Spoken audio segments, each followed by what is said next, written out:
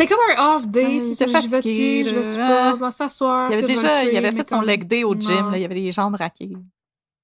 Ouais, c'est ça. Bon, en tout cas. Fait qu'en décembre, la Cour accorde un délai aux procédures pour que des experts puissent évaluer la condition psychologique d'André Dallaire, qui est sous traitement dans un hôpital psychiatrique depuis son arrestation. Cette évaluation psychiatrique est frappée d'un interdit de publication, mais nous y avons accès. Non, pardon, mais nous n'y avons pas accès. Ah, mais faites-moi confiance, on va y avoir accès plus tard, parce que j'en ai lu des détails plus tard, mais je vais vous le remettre. Je vais vous le remettre. Julian Assange, donne-le nous. Tellement bien dit. Vous voyez pourquoi qu'on n'enregistre pas en direct d'habitude, c'est parce que je peux me reprendre quand j'ai une phrase comme ça. Donc, en janvier 1996, le juge Gerald Binda de la Cour ontarienne décide qu'André Dallaire devra demeurer sous traitement psychiatrique en l'attente de son procès. Donc, qu'il n'est pas question qu'il soit libéré sous cautionnement, ni sous condition. Non! Ce verdict est traduit à André Dallaire qui ne parle pas anglais. Bon. Maintenant, je parle l'anglais. Maintenant, je parle l'anglais. Ai-je le droit de sortir de prison? Non. Ah, d'accord. Ça vaut la peine de demander. Mais celui-ci demeure très calme, voire stoïque pendant que le jugement est rendu. Mon Dieu, j'ai de la misère. Ouf. Merci pour votre patience, on vous aime. Pourquoi j'ai de la misère là même? Tabarnouche, j'espère que vous comprenez ce que je raconte. Je recommence ma phrase. Okay, bon. Le verdict est traduit à André Dallaire qui ne parle pas anglais. Celui-ci demeure très calme, voire très stoïque pendant que le jugement est rendu point. C'est une excellente phrase. Voilà. C'est dit. Oui, merci. Tous les juges, 10. Bon. Ah, oui, 10. Magnifique phrase. Même la France et la Russie! Blague controversée! Parfait. Never forget Sally Pelletier. Alors. Aimeriez-vous un épisode sur Sally Pelletier? Moi, j'aimerais ça. Pourquoi j'ai pas fait ça? Ça aurait été plus facile à lire. OK. Très plus à toi arrière. Voilà. Dis à la presse que. Ah, bon. Si on fait un épisode là-dessus, il faut la voix de Alan Goldberg. Et voilà, il s'élance. Magnifique! Oh, c'est magnifique! Ah, oui, il faut. Donc, l'avocat d'André Dallaire, John Hale, c'est toujours le même avocat, il dit à la presse qu'il est très satisfait de la tournure des événements et ça ne change rien à la situation de son client, dans le fond, parce que celui-ci est incarcéré. Comme tu continues d'être incarcéré dans un hôpital psychiatrique en attendant que ça bouge pas. Il dit aussi que celui-ci a un bien meilleur état d'esprit depuis 2 mois, donc depuis qu'il est suivi par des spécialistes. Et qu'il fait du yoga. Et que tous les matins, il fait du yoga et il réveille son corps en douceur comme Marie-Lou de 3 fois par jour avec de l'eau chaude et du au citron. Et voilà. En février 1996, John Hale demande à la Cour une seconde évaluation psychiatrique pour son client, ce qui retarde encore une fois les procédures, mais s'avère d'une importance capitale, parce que Maître Hale confie à la presse vouloir user d'une défense psychiatrique, entre guillemets. Fait que c'est important d'avoir une défense. Ouais. Tu sais, comme, il voulait faire une deuxième évaluation psychiatrique parce que probablement que la première était comme pas encore non, j'aime pas ce que t'as dit. On va en faire un autre. On va recommencer ça. On va en faire un autre parce que c'est comme c'est ça notre argument, fait qu'on va en faire un deuxième. Bon, voilà. Alors, prochaine partie, moins de sécurité qu'une école secondaire américaine. Les blagues controversées. Je n'ai des jokes controversés. Ça tire de partout, comme dans une école américaine. Piou! Blagues controversées. Cachez vos enfants. OK, on va arrêter ça. Finalement, on arrête ça tout de suite. Finalement, le 24 juin 1987, le procès d'André Dallaire s'ouvre officiellement. Bon. Fait que là, ça a fait plusieurs mois, là. Comme 7 mois, 8 mois, ça fait un bout. Puis là, ça fait un bout que c'est retardé et tout.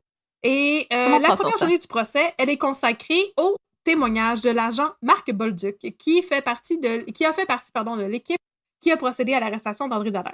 Donc, je le rappelle, Dallaire fait face à des chefs d'accusation d'entrée par effraction, de possession d'armes dangereuses et de tentative de meurtre. La peine pourrait aller jusqu'à 14 ans de prison s'il est trouvé coupable. Donc, il va sortir dans 3 parce que les prisons débordent. Ah, mon Dieu, que je n'ai que des jokes controversés. Joe Rogan, mets ça dans ta pipe! Oh non, vraiment Joe Rogan, on veut... Le plus loin qu'on est de lui, le plus heureuse qu'on est. C'est bon. Donc, l'agent Bolduc, il explique que le geste Il explique que le geste d'André Dallaire, en répétant... Quoi?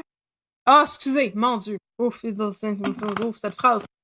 OK, Marc Bolduc explique que André Dallaire lui a confié, pendant son arrestation, qu'il voulait tuer Jean Chrétien pour différents motifs. Et il explique les motifs. Donc, il explique le geste d'André Dallaire. C'est ça la phrase que je comprenais pas pourquoi que j'avais écrit au début. Donc, il aurait dit que André Dallaire aurait dit qu'il agissait de la sorte, parce qu'il était fâché des résultats du référendum sur la souveraineté du Québec. Je suis déçue, je veux être souverain, je veux un pays pour Noël. Je voulais mon pays pour Noël. Et il aurait dit, je cite, « Mes motifs sont purement politiques. Je voulais assassiner uniquement le premier ministre Jean Chrétien et personne d'autre. Tout cela à cause du résultat du référendum.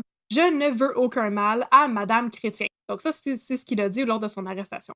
Dallaire aurait aussi dit que si ça avait été Jean qui avait ouvert la porte plutôt qu'Aline Chrétien, il lui aurait sauté dessus immédiatement pour lui trancher la gorge.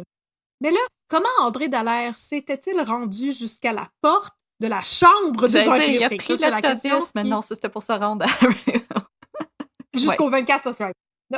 C'est la question qui est sur toutes les lèvres à ce moment-là. Fait que là, vu qu'on a un agent de la GRC on the stand, on va lui poser la question. Alors, Bolduc explique que Dallaire aurait gravi une petite pente du côté arrière de la maison, au bord de la rivière des Outaouais, et qu'il aurait ensuite sauté la clôture et brisé une vitre, la vitre d'une porte, et ensuite, il ouvre la porte et il rentre dans le domicile par la porte du côté. Il semble que c'est quand même trop facile.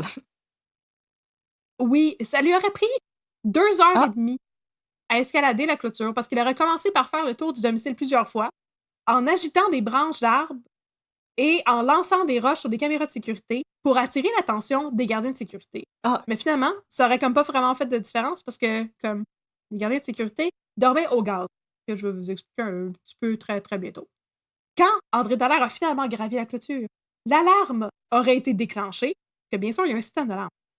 Mais pour des raisons qui ne seront pas révélées par notre brave agent Bolduc, les gardes ne l'auraient pas remarqué, mais les raisons, vous les révéler plus tard. La couronne fournit un beau diagramme au jury avec un petit bonhomme et des petites flèches pour bien illustrer la chose. Il est passé par là. Il est allé de là-bas, il a briqué les branches, il est allé par là, il a lancé les roches, il est allé par là. Il est rentré, il a mis ses pétins. Apparemment, il est rentré, il a mis ses pétins, et ensuite il aurait erré dans la maison pendant une bonne demi-heure avant de trouver la chambre du premier ministre. Fait que ça n'aurait pas été où la chambre, of course, parce que je sais pas comment tu ferais pour connaître le mapper de la maison sans être jamais rentré à l'intérieur. C'est pas comme si c'était...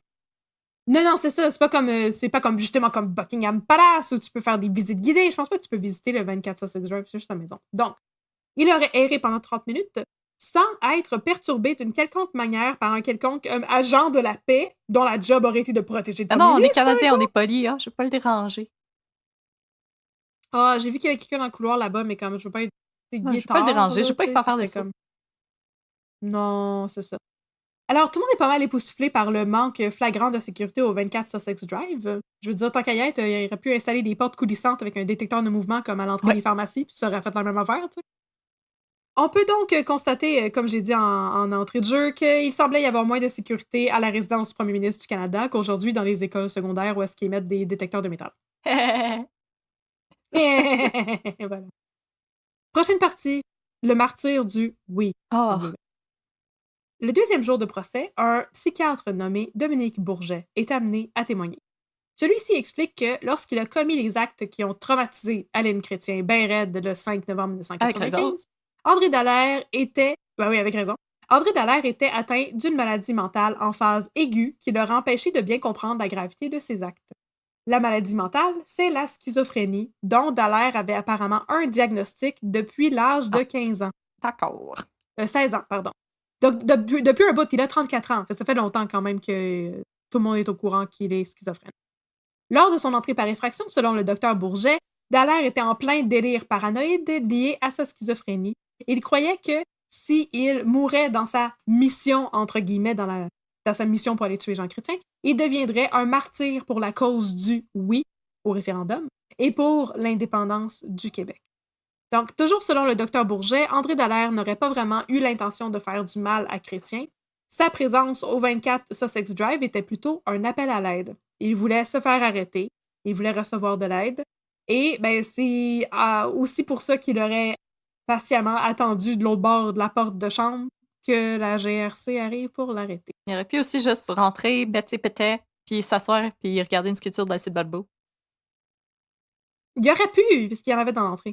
Donc, le docteur Bourget aurait aussi dit que Dallaire lui a confié qu'il agissait à titre d'agent secret, entre guillemets, pour venger les souverainistes de la décision du Je référendum. venge le FLQ!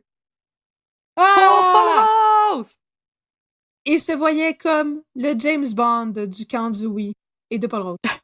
Par contre, pour l'anecdote, Aline Chrétien aurait confié à la presse qu'André Dallaire lui avait plutôt rappelé le personnage de Forrest Gump que celui de l'agent 007.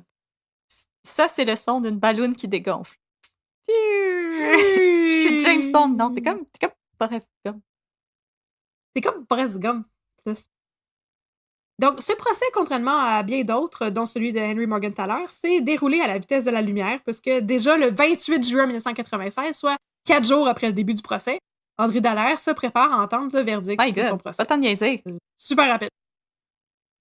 Il demande toutefois à s'adresser à la cour avant de le connaître et il offre ses excuses à Jean et à Aline Chrétien. Il dit qu'il est un homme nouveau, un homme qui a beaucoup changé depuis les 6 derniers mois, désormais qu'il est suivi en psychiatrie et qu'il reçoit les soins appropriés à son état. Donc, à l'issue du procès, veux-tu deviner? Coupable. Oui. Il est trouvé coupable de tous les chefs d'accusation, donc entrée par effraction, possession d'armes, tentative de meurtre, mais non criminellement responsable en raison d'un désordre mental, pour citer un article du Devoir. Donc, le juge, Paul Bélanger, décrète que Dallaire devra comparaître devant un comité d'examen composé d'un juge et de 3 psychiatres pour connaître sa sentence dans 45 jours. Je sais pas pourquoi, dans 45 jours, mais en tout cas. L'avocat de André Dallaire, Maître John Hale, c'est toujours le même, confie à la presse qu'il ne croit pas que l'internement sera recommandé pour son client. Il croit plutôt que celui-ci devra vivre dans un milieu encadré, comme une maison de transition, où il pourra recevoir des soins et avoir un suivi serré qui s'assurera qu'il prend ses médicaments antipsychotiques avec rigueur, ce qui n'était apparemment pas le cas au moment où il serait entré par effraction chez Jean Chrétien. Donc, en août, c'est exactement ce qui sera décrété par le comité d'examen. André Dallaire, qui vivait dans une maison de transition dans la région d'Ottawa, aura désormais le droit de revenir vivre à Montréal, mais toujours dans une maison de transition où il sera mieux encadré et pourra bénéficier d'un suivi psychiatrique. Il aura le droit de prendre des marches et de faire des sorties sans être accompagné, mais devra en tout temps se trouver à plus de 500 mètres du premier ministre Chrétien. Puis là, je me demande vraiment comment il faisait pour savoir s'il était à 500 mètres, ou moins, ou plus de Jean Chrétien. Comment je fais pour savoir si Jean Chrétien est à moins de 500 mètres de moi? J'aimerais ça qu'il y ait comme les bracelets pour track a shark, mais c'est track a Paul. Track Jean Chrétien. Ben, ça pourrait m'éviter de croiser Jean Charest à l'épicerie à côté de chez nous, par exemple. J'aimerais ça pas croiser Jean Charest. C'est comme... Ouais, j'aimerais vraiment ça, parce que j'ai déjà croisé Jean Charest. J'ai déjà servi Jean Charest. Jean Charest, c'est notre arch nemesis en tant qu'étudiante de la grève correct, de 2012. C'est fait effoirer hier pour la course à la chefferie des partis conservateurs, mais en même temps, c'est une espèce de psychopathe qui l'a emporté. Ben, c'est ça, j'allais dire. Je suis pas sûre que c'est une bonne nouvelle. En même temps, n'importe qui aurait gagné la course à la chefferie du Parti conservateur, je ne l'aime pas. Ah! Technicien nous informe qu'elle a déjà croisé Jean Charest dans un avion. Ah, mais c'est encore pire parce que t'es pogné avec lui pour toujours. Ah là là. Alors, prochaine partie. Racontez-nous vos anecdotes de Jean Charest. Ça. Oui, absolument. Ou de politiciens. Donc, prochaine partie, et la sécurité dans tout ça, parce que je vous avais dit que j'allais vous raconter ce qui se passait avec les gardiens de sécurité. De Cossé, ils jouaient-tu au crible? Fait que là, c'est bien beau tout ça, tout est bien qui finit bien, personne n'est mort, et André Dallaire s'est excusé d'avoir fait peur à Aline Chrétien. Mais comment une telle chose a-t-elle pu se produire? Pardon, Aline Chrétien. C'est la question que s'est aussi posée la GRC suite aux événements du 5 novembre, et ça a instigé une enquête à l'interne. Parce que, tu sais, il y a du monde qui ont comme un peu échappé à la fin. Au terme de l'enquête, dont les résultats n'ont pas été rendus publics, sans doute pour des raisons de sécurité nationale, 4 agents de la GRC ont été suspendus. La GRC a aussi installé des meilleurs systèmes de sécurité, comme des meilleures caméras et des systèmes de détection de mouvement. Pourtant, selon le magazine Maclean, le problème n'était peut-être pas uniquement lié à un système de sécurité obsolète, mais plutôt à des erreurs humaines. En effet, il serait connu dans le milieu de la police que l'affectation au 24 Sussex Drive est de loin la plus plate que tu peux savoir parce qu'il se passe jamais rien du genre. C'était effectivement la première et dernière fois que ce genre de choses arrivait. On n'est pas assez violent au Canada. Non, c'est ça. Et par conséquent, la GRC n'avait pas l'habitude d'affecter ses meilleurs membres à veiller à la sécurité du premier ministre. OK. Quand même, OK. On n'envoie pas nos meilleurs. Ça coûterait trop cher. Ça, c'est Bobby, tu sais. il s'enferme dans ses lacets, puis il est pas capable d'écrire comme il faut, mais il dit qu'il est bien sympathique, puis il dort pas la nuit, fait qu'on pourrait l'emmener veiller de nuit au 24 Ça, c'est Simon, il mange la colle. Il mange la colle, puis il est pas capable de pitonner sur un téléphone, mais c'est correct. On l'aime pareil. Alors, il y a donc des lacunes assez importantes et assez considérables dans la sécurité du premier ministre. Et c'est le genre de chose qui va devenir d'autant plus manifeste quelques années plus tard lorsqu'un autre événement aura lieu qui mettra en jeu la sécurité et l'intégrité physique du premier ministre Jean Chrétien. Encore Jean Chrétien! Ça va arriver le 16 août 2000 à l'île du Prince-Édouard. Est-ce que tu sais de quoi je parle? Oh oui! Alors, le 16 août, Jean Chrétien se trouve au PEI, Prince Edward Island, pour sa campagne de réélection. Il fait un arrêt dans la magnifique ville de Charlottetown, la capitale des patates. Il serre des mains, il embrasse des têtes de bébé. Quand un homme s'approche de lui et lui écrase une tarte à la crème au visage. Oh là là là là là là! L'entarteur Evan Brown, un dramaturge de 24 ans, dit qu'il voulait manifester en faveur d'une réforme sociale prenant plus en compte les étudiants et les pauvres. Hey, aux États-Unis, ils les abattent, puis nous, on leur envoie. Donc, il a été arrêté, Evan Brown, et amené par les policiers alors que d'autres partisans l'applaudissaient. Je suis pas pour le gaspillage de nourriture, mais bravo! Encore! On recommence! Brown disait qu'il faisait partie de la PEI Pie Brigade, la brigade des tartes du Prince-Édouard, un groupe qui voulait utiliser l'entartage comme outil politique. I mean... Selon un article de TVA Nouvelles, cette tradition d'entarter les politiciens pour signifier son désaccord sur des questions politiques était jusqu'alors une tradition exclusivement québécoise. Ah! Mais c'est correct, donc, il y avait des politiciens avant qui s'étaient entartés, mais juste au Québec. C'est ça. Donc, Jacques Parizeau, Pierre Bourque et Jacques Duchesneau avaient tous été victimes d'entartage par le passé. Au terme d'un court procès, Evan Brown a été condamné à 30 jours de prison pour avoir entarté Jean Chrétien. Et par la suite, plus personne n'a tenté de l'entarter ou d'envahir son domicile. Laissez-le tranquille, et c'est ainsi que se termine mon histoire. Ah, voilà. Ah, donc mes sources que j'ai oublié de nommer. Ok, il y en a trop, j'ai nommé ça. Chaque fois dans mon écran, j'ai comme 20 liens. Là, fait que des articles sur la BNQ ainsi que plusieurs articles de la CBC en anglais, ainsi que une page de... comment ça s'appelle ça? Le bilan du siècle? Ouais, le bilan du siècle. Le bilan du siècle, voilà, c'était mes sources. Donc, voilà, c'était la fois où quelqu'un a essayé de tuer Jean Chrétien et par la suite, quelqu'un a réussi à entarter Jean Chrétien. C'est smooth. Je vous recommande pas de faire ça, mais c'est smooth.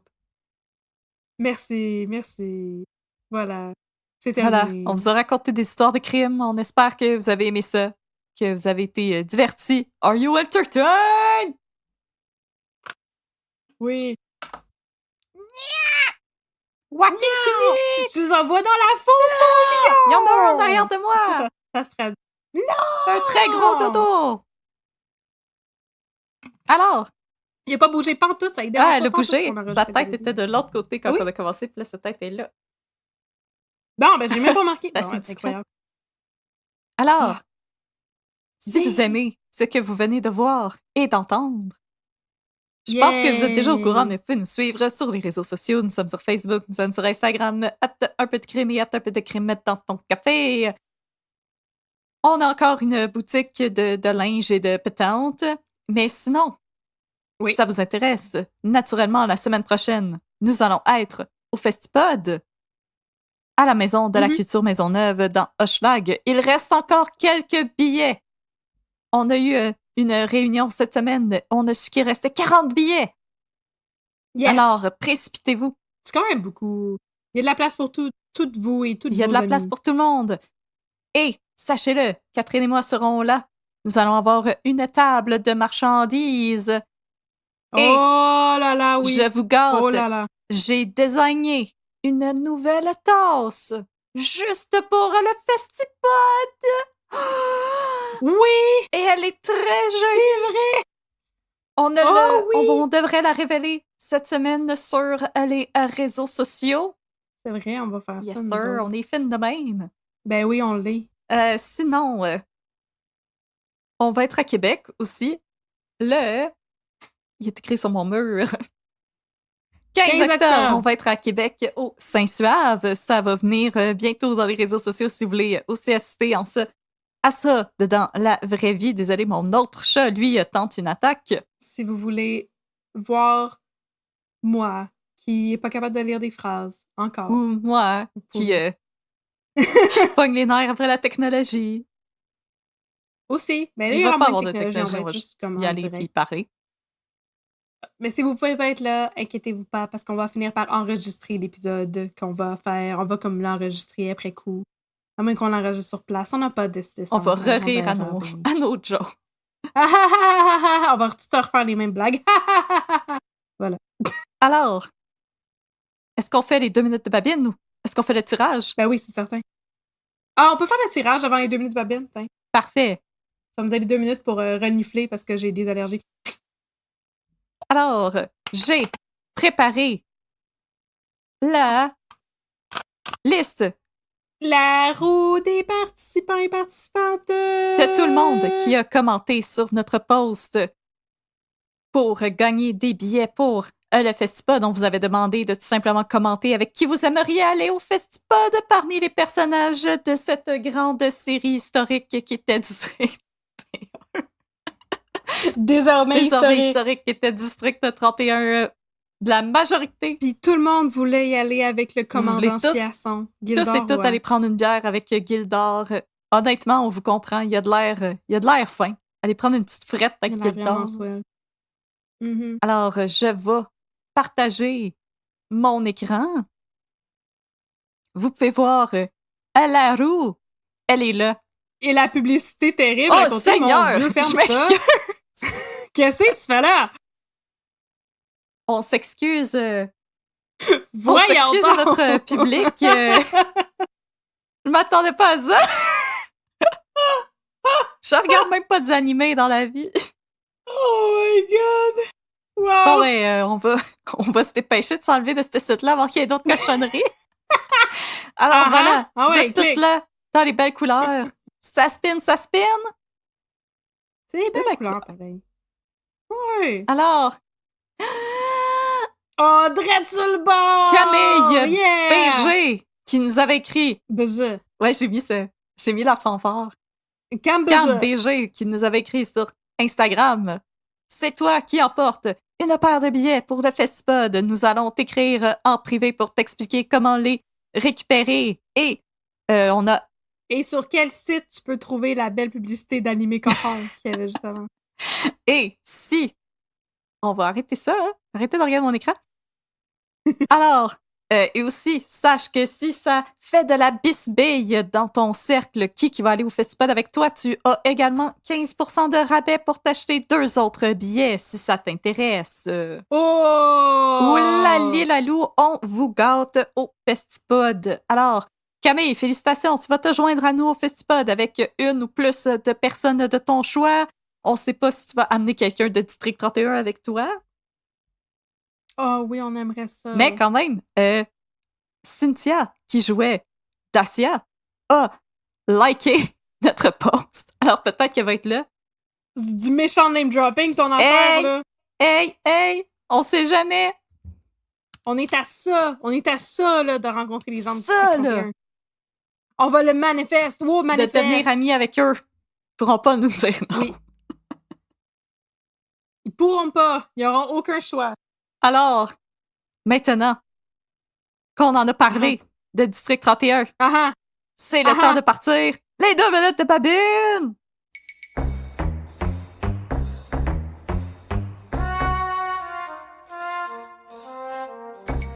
Fait que là, mon chum, c'est moi qui raconte les 2 minutes de babine, j'avais oublié. Allô, Yes, c'est sir, moi. partner. Je t'écoute. Bonjour. Allô, je vais parler dans mon micro. Allô, je parle dans mon micro. Alors, on va te compter la suite d'un 2 minutes de babine qu'on a déjà compté. Babine 2 de Pour babining. montrer qu'on a de la suite dans les idées. Oui, babine 2 de babining. Ouais. Babine. Babine, qu'est-ce que tu fais, Babine? T'es où? Que Alors, fais-tu? C'est l'histoire des 2 minutes de babine, de qu'est-ce qui s'est passé après que tout le monde a organisé un party de burn-out à Patrick Ducent. Wouhou! Burn! Wouh! T'es Burn-out. en burn-out. Wouhou! Celebrate le burn-out. Come on. Je t'ai acheté 10 sushis. Come on! Come on! On est 16. C'est correct. Et 2 figurants qui savent pas trop quoi faire. Ah, mais si j'étais figurant dans District 31... Bon, OK. Non, c'est correct, je reviens à l'histoire. Mais non, si j'étais figurant dans District 31, je passais tout mon temps à m'imaginer c'est quoi le nom de mon personnage. Voilà. Je m'inventerais un gros background.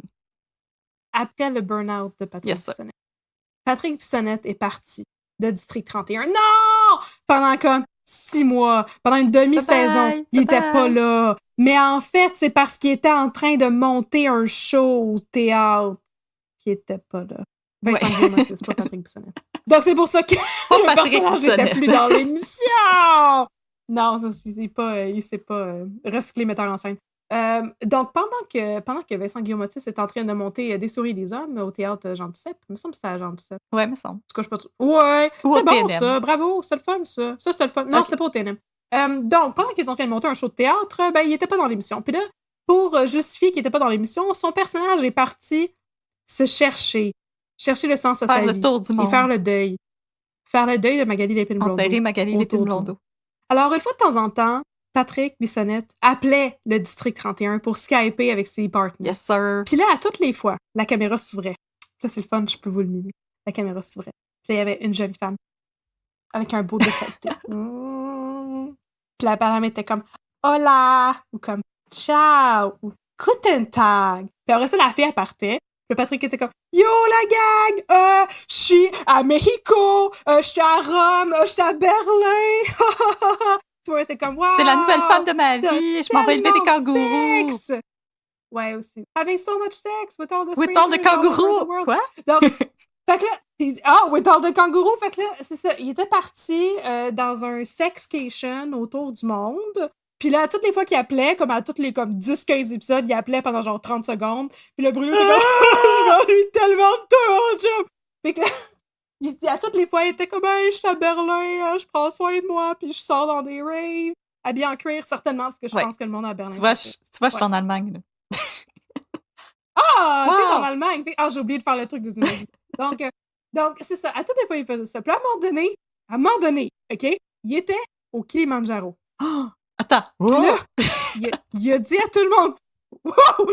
Il a dit à tout le monde qu'il s'en allait hiker le Kilimandjaro. OK? Il s'en allait faire une randonnée sur le Kilimandjaro. J'ai mon Patagonia, j'ai mon bâton! Montagne on voit pas les emojis. Bon, je vais arrêter de niaiser avec les emojis. Ah, c'est plate. Il manquait tout un show d'emojis, là. Donc, il a expliqué à Bruno, à Jean-Loup le hot dog Duval, qu'il s'en allait faire une randonnée sur une des plus hautes montagnes du monde. Ce à quoi je dis, j'en doute. Big if true. Connais-tu Jean? J'en doute. Wow. Moi, j'en doute beaucoup. Fait que, lui, il était rendu là. Puis là, à un moment donné, quand il appelait, là, il n'y en avait plus de filles. Puis on savait plus il était où. Il était dans un garde-robe en morceaux. C'était tout le temps comme une salle anonyme, tu sais. Puis là, un jour, il est revenu au District 31. Surprise! Il est revenu. J'ai mis mon plus beau col roulé. Oh yeah! Agent secret Babine. Et là, ce qu'on a fini par comprendre, là, c'est que c'était même pas vrai, toutes ces affaires-là. En fait, il était revenu depuis une couple de mois, puis il se rénovait un chalet. Dans le secret le plus total, en faisant accraire à ses collègues de travail qui étaient en train de faire le tour du monde puis de monter le Kilimandjaro. Pendant tout ce temps, il jouait à Tous pour un chalet avec Necromano. Avec Necromano. Puis ensuite, il s'était parti une maudite longue game de civilisation puis il ne pouvait pas retourner au travail. Come on, là, je vais gagner. Et de surcroît, non seulement il était revenu depuis comme 2 mois puis il n'avait pas dit à personne, mais avant ça, il n'avait pas fait le tour du monde pantoute. Pendant 2 mois de temps, là, il était en Allemagne avec Maxime Bezo, l'agent secret dont on vous a déjà parlé. L'agent secret 00 roux. Pendant 2 mois, dans une chambre d'hôtel avec Séraphin, Babine pis Séraphin, se compter des secrets d'État et de police. Et parler de garçons et se faire des tresses. Oh! Se faire les ongles, regarder blondé légal. Fait que c'est ça, il a passé en fait probablement aucun temps à être en sexcation. Mais il a été en sexcation, mais pas avec qui qu'on pense. Avec Maxime Bezo. C'est ça, va devoir expliquer ça à Poupou, là.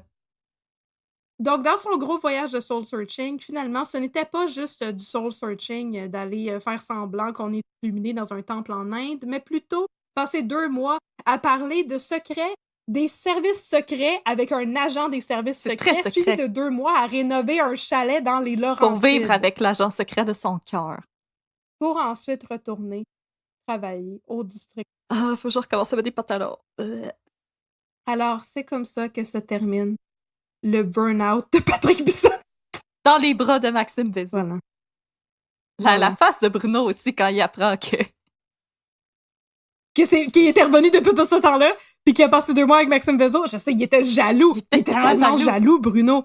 Il aurait tellement aimé ça, aller passer 2 mois à faire semblant qu'il était pas au Québec. Mais moi, c'est aussi comme Patrick qui essaye de justifier la chose en disant à Bruno comme « Non, il est vraiment cool, Maxime Vézo. » Mais comme...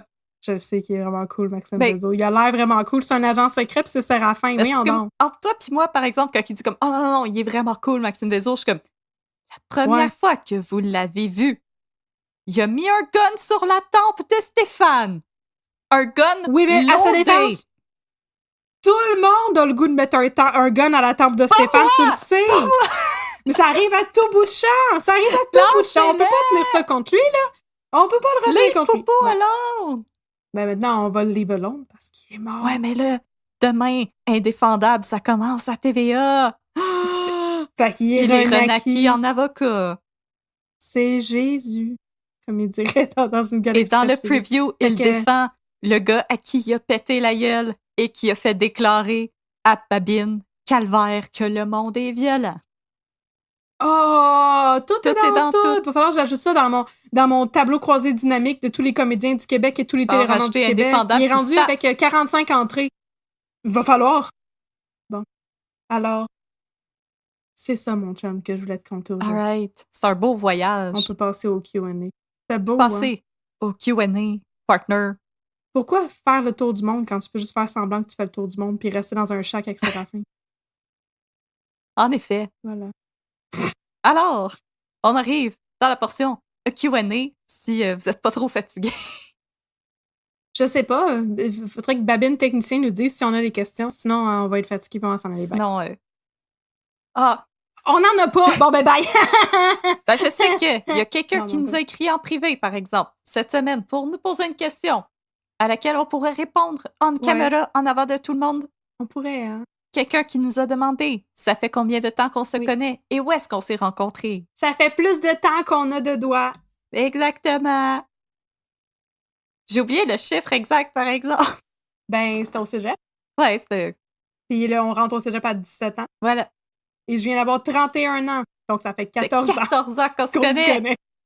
C'est long, ça! It's a lifetime! C'est un Gen Z! It is a lifetime!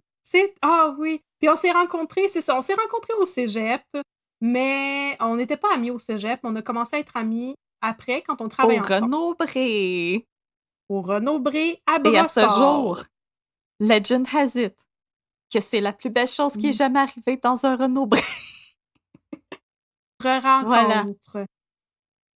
Mais la deuxième chose qui est la plus belle arrivée dans un Renaud-Bré, c'est tellement bien dit, c'est quand je faisais des displays de livres en forme de tour en spirale. Mais il y a personne qui aimait ça, puis il fallait immédiatement que je les défasse pour refaire des blocs. T'aurais pu blesser quelqu'un avec tes tours qui spirent. C'est donc ben dommage. Ben moi, je pense que la deuxième plus belle chose qui m'est arrivée dans un Renaud-Bré, c'est la fois que j'ai servi l'amour de ma vie, Marc Labrèche. Oh. Et que... Je me demandais c'était qui l'amour de ta vie, si c'était ton chum ou Éric Bruno. Une fois, j'ai vu Éric Bruno dans la rue, je t'ai dit ça. Oui, je te l'ai dit, on habite ensemble. Oui, c'est vrai.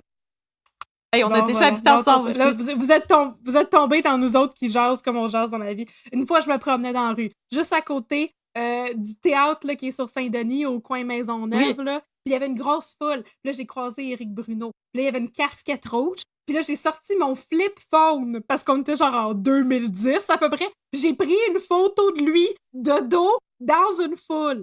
Fait que personne n'a C'est le derrière de tête à Éric Bruno, je te jure!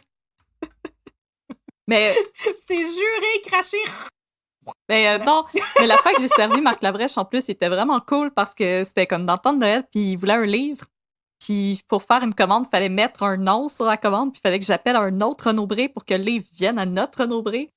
Puis là, le libraire à l'autre bout du fil, il me dit comme « Ah, ça va être quoi le nom du client? » Puis j'ai juste regardé Marc Labrèche, j'ai fait comme « La Brèche. » Puis Marc Labrèche est juste parti à rire. Puis il m'a dit « Ah, toi, tu fais bien ta job. » J'étais comme Deviner le nom des clients quand ce sont des personnalités connues. Toi, tu l'as! Puis il y a la fois qu'on a servi Roy Dupuis, qui était venu. Quand ça? Mais je pense que t'étais déjà parti. On a servi Roy Dupuis? Non, je pense que t'étais pas là. Mais il était arrivé. Il était arrivé en moto. Ben oui, c'est en côte de cuir. C'est certain, regarde-les. Il cherchait des livres sur la route 66 aux États-Unis. Il préparait sa crise de la cinquantaine. Exactement. Là. Son midlife crisis. On a des questions! Roy, on t'a Si vous aviez à adapter un de vos cas en film, ce serait lequel? Et le casting? Ah, c'est Norbeau puis François Arnaud. Non, c'est une joke, c'est vraiment ça. Non, mais c'est un parfait casting, ça. Je sais pas. Moi, j'aime mes old-timey cases. Ouais. Moi, je verrais ça à une affaire là, de Mary Gallagher puis Susan Kennedy. Avec qui? Mais qui pourrait jouer? Qui? Ah, je sais! Vincent Leclerc. Il joue le capitaine. Il pourrait jouer Mary Gallagher. Non, Mary Gallagher et Susan Kennedy. Tous les personnages joués par Vincent Leclerc. Non, je sais pas, sérieusement. C'est une bonne question. Laisse-moi penser à Ah oui, je sais. Je veux une affaire avec Maurice Duplessis. Fait que mettons comme le début de mon cas du FLQ. Puis ce serait notre Paul Doucet national qui jouerait Maurice Duplessis. Ça, c'est un bon casting. Ça serait vraiment bon. C'est un bon casting, hein. C'est comme... Ouais, ce serait écœurant. Ouais. Je voudrais un truc de Maurice Duplessis avec... Pour vrai, une série sur le FLQ, ça serait comme excellent, là. Radio-Can, mettez-vous là-dessus, là. Ouais, je sais. Est-ce que Vincent Guillaume-Matisse va vouloir jouer Paul Rose pour la 3e fois pour faire un tour du chapeau? Il est rendu bien trop vieux. Mais non, mais il est rendu bien trop vieux. Il peut faire Paul Rose qui réfléchit à sa vie. Ouais, là, il pourrait être joué par, Paul Rose qui par sort un de prison. de ses fils. Y a-tu des fils? Je sais même. Ils sont pas rendus vieux de même, ces enfants, à mon avis. Là.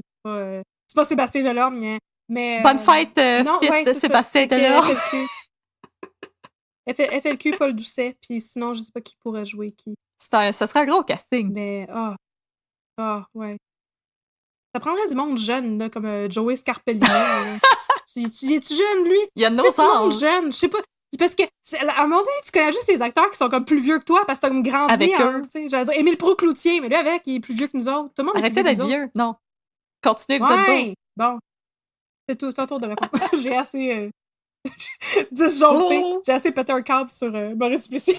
Mais moi, j'aimerais vraiment ça, Myriam Bédard, je pense. Que ça pourrait être vraiment bon avec... Oui.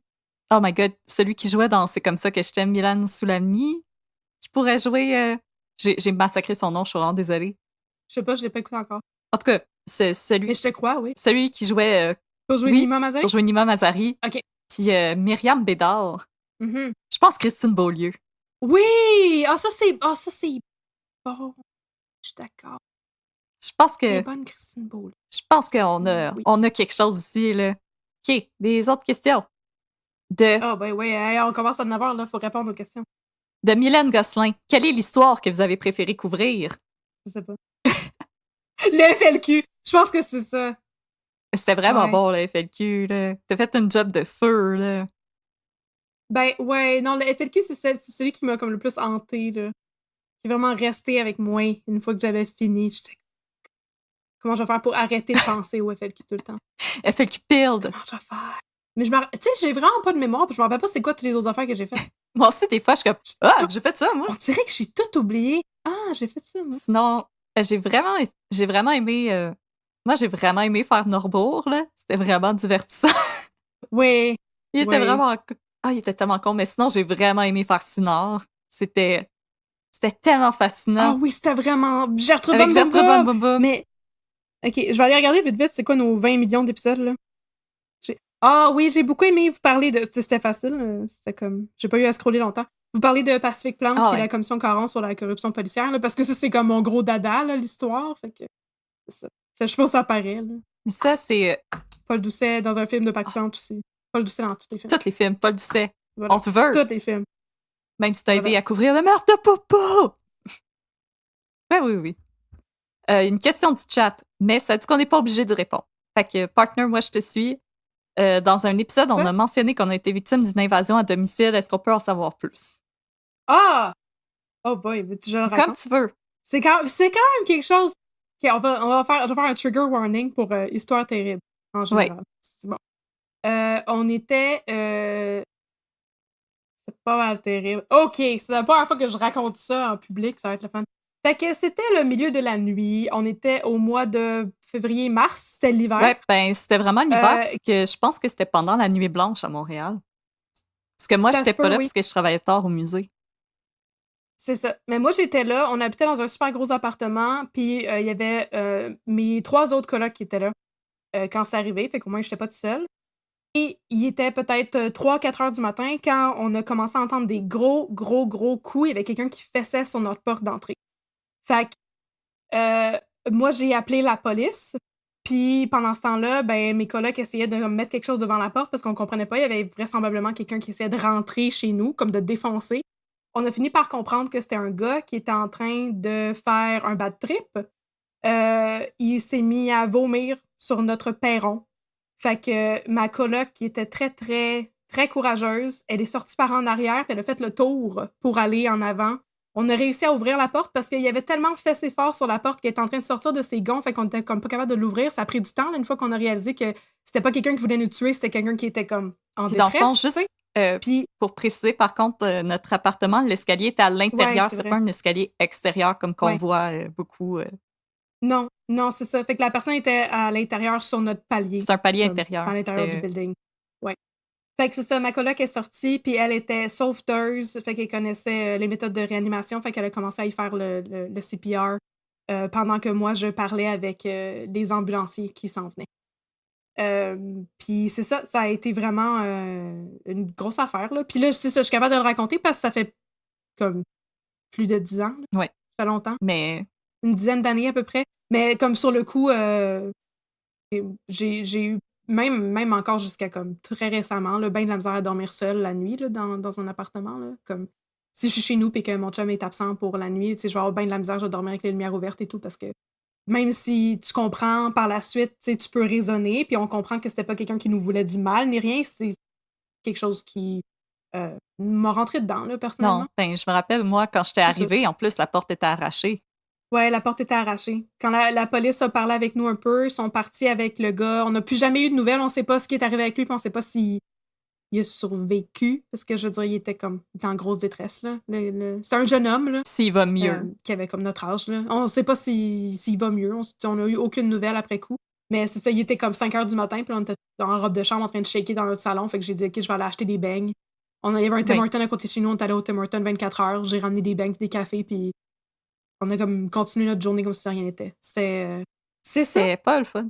Puis c'est peut-être une des raisons pour lesquelles je m'intéresse à des histoires de crimes, justement. Pour faire face à nos peurs. On les affronte. Ouais. Fait que c'est ça l'histoire. Puis c'est pour ça que je ferai pas, tu sais, là, invasion à domicile pour aller trancher la gorge à Jean Chrétien, c'est une affaire, là. Je pense pas qu'il y a quelqu'un qui va essayer de rentrer chez nous pour me trancher la gorge. Je suis pas une politicienne. C'est ça, ça me fait pas peur. Il va falloir qu'on arrête de faire des blagues controversées. Ah! Exactement. Mais c'est ça, c'est ça l'histoire. OK. Ben, t'as super bien raconté ça, partner. Il y a Emma qui aimerait savoir si on avait fait un spécial America! Yeah! De quoi est-ce qu'on aurait parlé? Est-ce que vous aviez déjà des cas en tête? Et toi, je pense que t'aurais parlé des Mormons. Ouais, j'aurais clairement parlé des Mormons. J'aurais clairement parlé des Mormons. Sinon, j'ai le goût de dire, OK, il y a un cas vraiment bizarre. Okay. Si ça vous intéresse, Les Petites Frousses, un autre podcast québécois, ils en ont fait un épisode là-dessus. Ça s'appelle The Watcher. C'est celui qui regarde. C'est du monde qui habitait dans une maison. Ils ont commencé à recevoir des lettres de quelqu'un qui disait qu'il venait du voisinage, puis qui regardait chez eux, puis qui surveillait la maison. C'était The Watcher. Puis il surveillait la maison de génération en génération dans sa famille depuis comme des années et des années. Puis là, la famille a commencé à recevoir de plus en plus de lettres de cette personne-là qui avait l'air de comme connaître plein de détails sur leur vie, comme le nom de leurs enfants, puis tout ça. Puis c'était super inquiétant. je vous aurais peut-être parlé de ça, pour vous faire peur un petit peu. Ah, c'était creepy cet épisode-là. Let's Go to Court aussi l'ont fait The vraiment Watcher, puis je me creepy. rappelle, j'ai eu de la misère à l'écouter tellement ça faisait peur, là. C'est vraiment étrange comme histoire. Je vous aurais peut-être parlé de ça. C'est Je toi? pense que j'ai tellement aimé ça faire les ovnis de la place Bonaventure que j'aurais peut-être fait un cas d'extraterrestre comme Travis Travis Walton. Walton. Oui! Ah, ça, c'est cool, l'histoire de Travis Walton. Ah, j'aurais aimé ça. Fire in the Sky. Ouais. Fire in the Sky! C'est tellement controversé, en plus. Parce que, comme... Moi, je pense qu'il est vraiment convaincu qu'il s'est fait enlever par des extraterrestres. Moi, dire ça. Je pense pas qu'il fait semblant. Pour vrai, les gens qui parlent de ça, ils ont l'air tellement convaincus, puis comme... Je sais pas, en même temps, on dirait que j'ai comme un malaise quand les gens leur disent que c'est pas vrai parce qu'ils croient tellement, puis je sais pas, je trouve que c'est un sujet vraiment comme intéressant à discuter. Puis j'aime vraiment ça. Il y a aussi d'autres cas d'apparition d'extraterrestres, mais qui se seraient passés plus que vraiment à l'époque des settlers, puis des choses comme ça. Fait que j'aurais vraiment aimé ça. Probablement un cas d'extraterrestre. Je pensais que au temps des pyramides Maya. Pyramides Maya, les extraterrestres. Mais non, j'aurais probablement fait Travis Walton, puis quelques autres mentions d'apparition du 5e type, 4e type.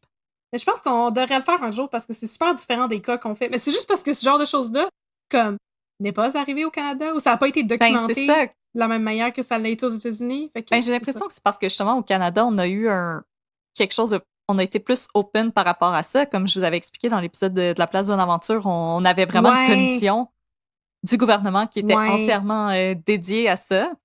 Fait que j'ai l'impression que les gens ils ont été comme plus ouverts par rapport aux expériences paranormales qu'ils ont eues. Tandis qu'aux États-Unis, c'est un peu plus shameful. Mais il y en a eu plus aux États-Unis. Fait que je sais pas, j'aurais envie de parler de ça parce que les autres histoires d'apparitions paranormales au Québec, j'ai trouvé un peu comme ça se raconte en 10 minutes. Ouais, ok. Il n'y a pas tant de détails. C'est pas sensationnel comme l'affaire de Travis Walton. C'est quand même quelque chose. Ça a quand même scrappé sa vie. Puis je veux dire, on en parle à ce jour. Il y a encore des documentaires, des choses comme ça là-dessus. Fait que je pense que j'aurais vraiment aimé parler de Travis Walton. Notre technicienne Babine nous dit écrivez-la à la série du FLQ! Ouais! Puis aussi qu'on devrait faire un spécial Spooky Halloween. Est-ce que je pourrais parler de The Watcher? On devrait faire ça. On a Sylvie. On va recouper les petites phrases. On a Sylvie qui demande combien de temps ça prend faire des recherches. Beaucoup d'heures. Beaucoup. La réponse est beaucoup de temps. Non, ça prend beaucoup de temps. Pour vrai, je pense que Sinard, ça m'a pris comme 1 mois et demi. Ouais. D'aller chercher comme toutes les... Parce que des fois, on est chanceuse, puis mettons un livre qui a été écrit, fait qu'on peut juste prendre le livre puis comme aller chercher les moments clés.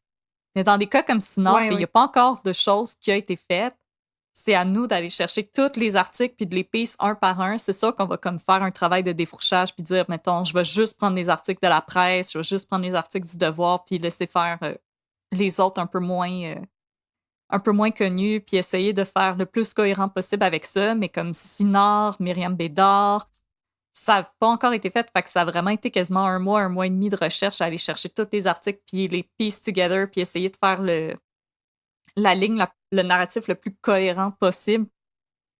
Ouais.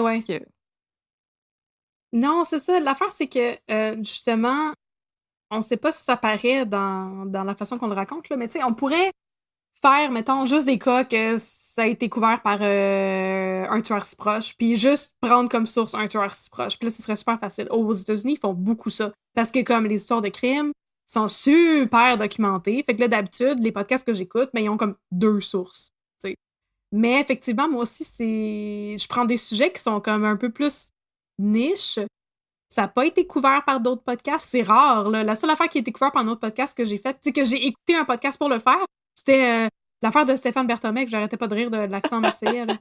Oui. Lucien Rivard. Puis même ça, c'était pas complet pour parler de Lucien Rivard. C'est juste comme 3-4 détails sur la French Connection que ça m'a donné. Fait que c'est beaucoup de petits éléments qu'on va comme chercher un peu partout. Puis tu sais, pour l'affaire d'aujourd'hui que je vous ai racontée d'André Dallaire, j'ai dû comme passer à travers, tu sais, comme écrémer une 20aine d'articles avant d'arriver à trouver c'était quoi exactement son diagnostic psychiatrique. Parce que tous les journaux étaient comme « Il avait un diagnostic de santé mentale! » Mais personne ne disait c'était quoi. Puis là, des fois, on devient curieux, fait qu'on veut aller chercher les petits détails, tu sais, fait que c'est beaucoup de recherche. C'est ça.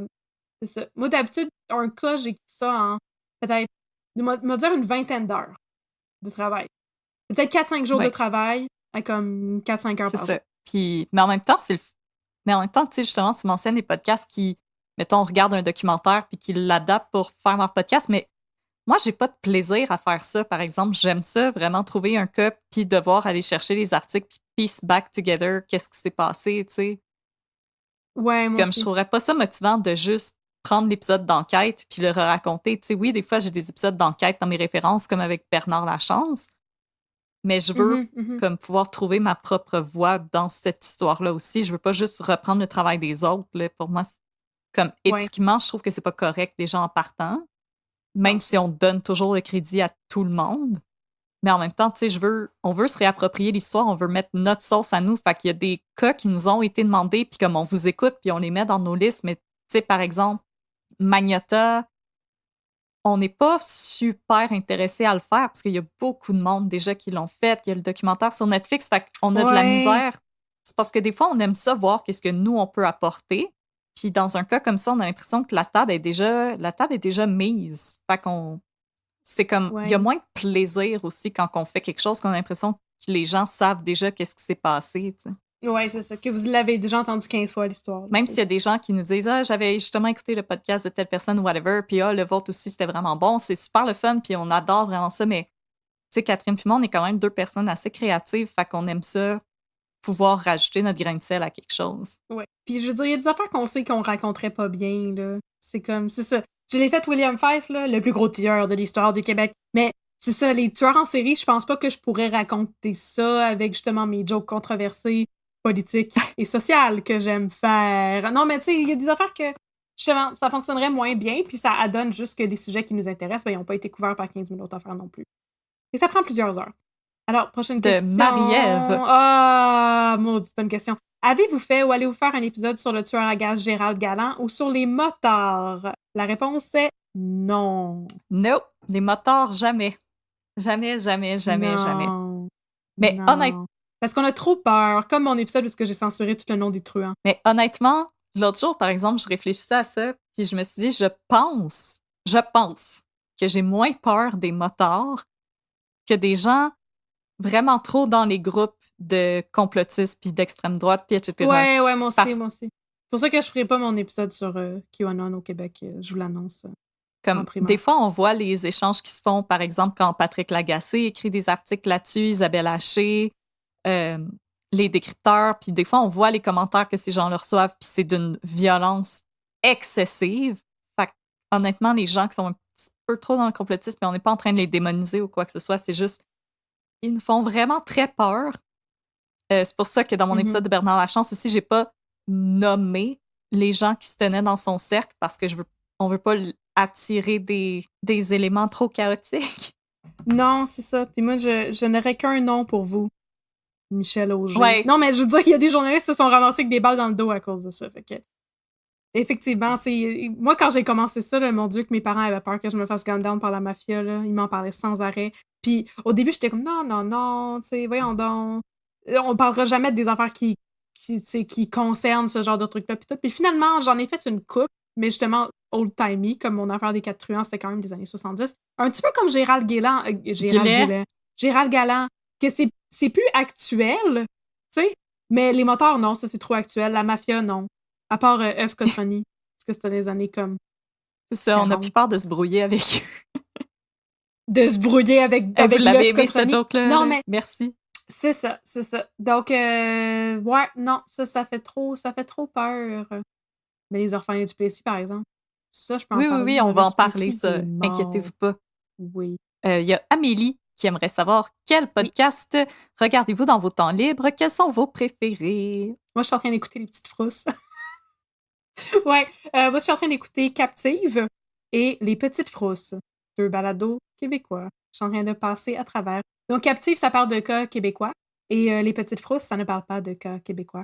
Et c'est très différent comme type de podcast, mais c'est ça. Si vous aimez notre genre d'humour et que vous aimez les histoires mystérieuses et inexpliquées, Les Petites Frousses, ça pourrait vous intéresser. C'est vraiment... c'est ça. Je les salue. Shout out à Joanie et la gang parce que je leur ai écrit hier pour leur donner des informations sur quelque chose parce que je suis vraiment nerd. Je suis une nerd de police judiciaire. J'ai écrit pour leur donner des informations complémentaires par rapport à quelque chose dont ils ont parlé. Mais on est dans un groupe chat aussi avec d'autres créateurs de podcasts de True Crime. C'est vrai, on échange ouais. parfois. Moi, je me sens comme une nerd. Mais c'est correct. Une fan comme ça nerd. que je t'aime. D'accord. Fan nerd de la police judiciaire, c'est moi. Moi, je suis tellement anglophone dans mes choix. J'écoute beaucoup encore QAnon Anonymous, dont on vous a parlé avec Megan, qui est justement notre technicienne que vous ne voyez pas présentement. Non, c'est technicien Babine! On a révélé notre secret! Non! Megan est dans le Zoom avec nous présentement, mais sa caméra est fermée, donc vous la voyez pas. Mais... elle nous écrit dans le check Babine. C'est elle qui... Ah, c'est déjà outé! Oui. Ah, tu t'es déjà doxé. Fait qu'on peut donner ton adresse. Alors, c'est... genre, j'écoute beaucoup QAnon Anonymous, j'écoute beaucoup Last Podcast on the Left. Leur humour me fait bien rire. J'écoute aussi Abe Lincoln's Top Hat, qui est le podcast d'un des animateurs de Last Podcast on the Left qui parle de politique américaine puis qui est comme vraiment update à toutes les semaines. Mais des fois, je trouve ça un petit peu déprimant.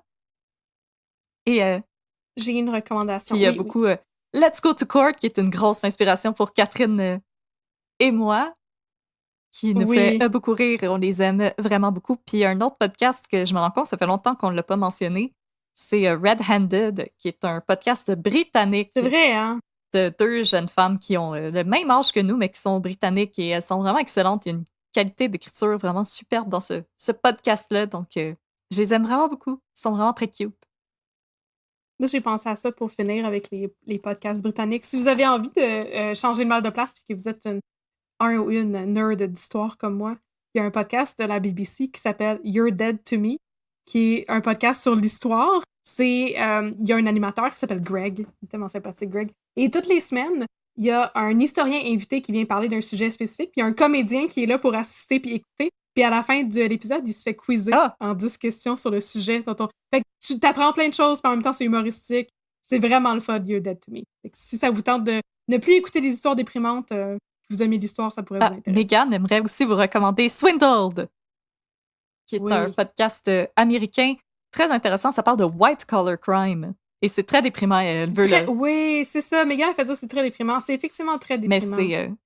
Mais ça fait juste mettre en lumière à quel point on se fait frauder par tout le monde tout le temps, surtout les Américains. Mais c'est très bien fait. Des fois, les premiers épisodes, c'est un petit peu difficile d'embarquer. La voix de l'animateur peut être un petit peu toujours sur le même ton, mais avec le temps, il s'est beaucoup amélioré. Puis maintenant, il y a un humour très sarcastique. C'est très, très, très bien recherché. Puis il y a beaucoup de ces épisodes qui sont maintenant des documentaires Netflix. Oui! Par exemple, il y en a un sur le Tinder Swindler. Il y en a un sur Anna Delvey, la fille qui se faisait passer pour une riche héritière allemande, là. Une socialite. Et il y a aussi sur le Hunter Moore, The Most Hated Man on the Internet. Oui, et la Bad Vegan aussi. La madame qui avait Pure Food and Wine. Oui, et dont j'oublie toujours. Il y a même un cas. Finalement, comme tous ces cas se sont fait couvrir par... Il y a même un cas couvert par Swindled qui a été un plotline dans District 31. Tout. Lequel? Le gars que sa mère s'est fait sauter par l'armée. Oui, c'est vrai! Ah! Boum! Haha! Boum! T'as plus de mail! Ah non! Voilà, c'est les podcasts qu'on aime, qu'on écoute. Ils sont très bons. Je pense qu'on est arrivé à la fin des questions. C'est fini, vous n'aurez plus jamais rien d'autre sur nous. Non! Il n'y en a pas d'autre. Merci, Mika. Yeah! Merci, Technicien Babine. Merci tout le monde d'avoir assisté à cet épisode en direct. Merci, c'est vraiment gentil. On espère que vous avez aimé ça. On a essayé de prendre des notes là, sur comment faire un live comme il faut pour en faire un autre, peut-être. Pourquoi pas? Ça s'est mieux passé que la première fois. Fait que sûrement que la prochaine va encore mieux se passer que cette fois-ci. J'ai essayé de tout enregistrer ici, là. Comment ça fonctionne. Donc, on vous remercie d'avoir été des nôtres, puis on vous revient la semaine prochaine, par hasard, c'est la semaine prochaine, avec un vrai cas. Un cas qu'on a... Et en plus, le Festipod, samedi le 17 septembre. Vous allez faire un overdose de nous autres, là. Oui. Quand on disait, comme la toune de Dépêche Mode, You Just Can't Get Enough. Exactement. Non, vous allez jamais get enough. Voyons donc. On a tellement de blagues de café et de tout ça pour vous autres. Et de blagues sur la politique américaine. Oh, keep them coming. Alors, merci à tout le monde. Merci à tout le monde qui avait participé aussi au tirage. Et félicitations encore à Camille qui va bientôt recevoir un message sur les Instagram. Et si le vidéo, techniquement, devrait rester sur notre page, j'espère. Et sinon, sachez que Catherine et moi, on enregistrait tout le long. Alors, éventuellement, on va le mettre disponible sur Spotify si vous voulez réentendre ces histoires de sectes et de tentatives de meurtre sur des politiciens. Yay! Cas que je trouve qui tombe à point avec le climat politique présentement. N'est-ce pas? J'espère qu'ils ont amélioré la sécurité au 24 sur Ouais. 7 Justin, attention, Justin! Ouais! Porte tes portes et fenêtres! Ouais! Alors, merci encore tout le monde. On espère que vous allez continuer d'écouter les prochains épisodes, peut-être être avec nous au Festipod, peut-être être avec nous à Québec au Saint-Suave. Ça, les annonces sont à venir. On se concentre présentement sur le Festipod. On peut juste faire une chose à la fois. Mm-hmm. Et continuer de nous suivre, de nous envoyer de l'amour, du café. On vous aime. Merci d'avoir été avec nous. On espère que vous avez aimé ça. Et on vous souhaite un beau restant de dimanche. Yes, 10-4 les partenaires. 10-4 tout le monde!